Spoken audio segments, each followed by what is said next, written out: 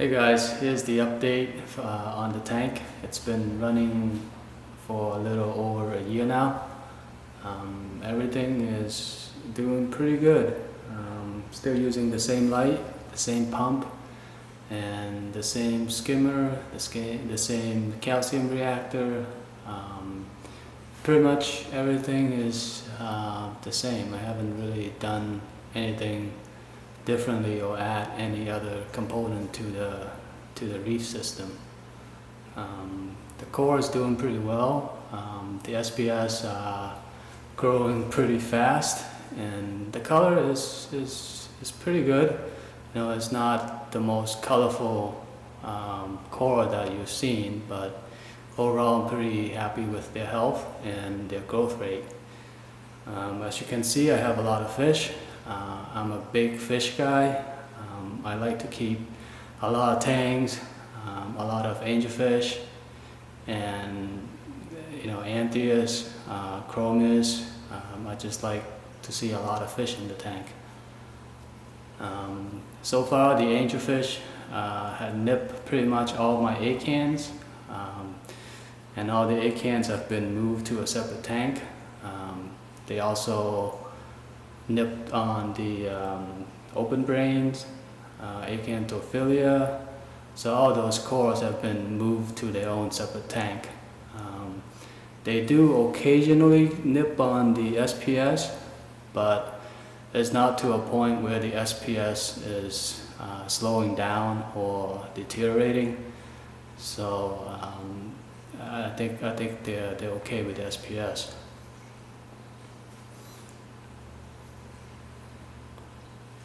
Here's the fish room. I know some of you have asked about this in the past, so I will try to explain in a little bit more detail as to how the system is being handled. For the overflow, I'm running the 3-drain being animal type overflow. The main drain just flow down right into the sump and into the skimmer and back into the main tank. The second drain actually comes to this LPS tank that I just set up for the LPS. As I mentioned before, the angels likes to nip on the LPS, and some of them were actually dying, so I took them all out and set up this tank for them.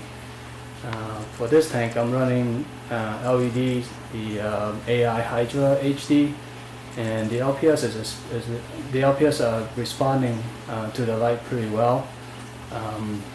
I'm pretty happy with the way they respond to the light actually. And then the flow right into this refugium that is pretty nasty looking right now. I was actually going to clean up the refugium and do the video, but I didn't want to disturb anything, and I think having a dirty refugium actually helps the system because they export a lot of nutrient out of the system. So after the refugium, the flow flows back into the sump and into the filter, and then back to the main tank. I'm still using the Profilux controller, which I'm very happy with. I've been running for almost 10 years now. No issue at all. I can remote in with my phone or any web browser really. And as for the skimmer, this Bubble King is really doing its job. I think it's a Bubble King Supermarin 300 or something like that. I actually forgot the model number, but it's a very big skimmer, pulls out a lot of stuff, which allows me to have all those fish in the main tank. For the calcium reactor, using the Supermarin Jetstream 1, which is small for this tank actually. It doesn't put out enough alkalinity or calcium, which forced me to set up a dosing system to dose extra alkalinity and calcium to the system. I was actually looking into upgrading this piece, but I just don't have the time to yet. but it will be upgraded probably sometime next year. Right now it's kind of a pain in the butt because I have to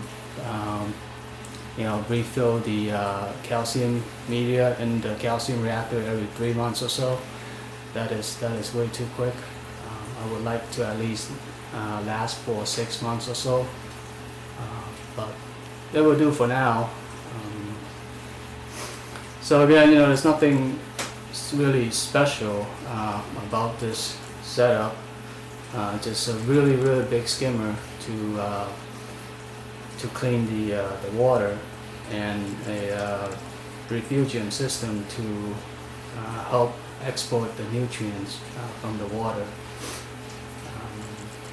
I do run carbon and GFO, and I change the meter every probably 3 months, 2 months, something like that.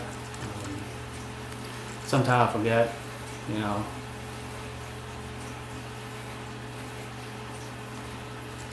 So that's it from my on my fish room. Here's the other view of the tank. As you can see, I have a pretty large purple gigantea anemone. It's one of my favorite anemones. Actually, it'll be the only anemone I keep in a reef system, because gigantea anemone stay put, unlike other anemones like magnifica or bubble tip. They move around everywhere in the tank and kill all your corals.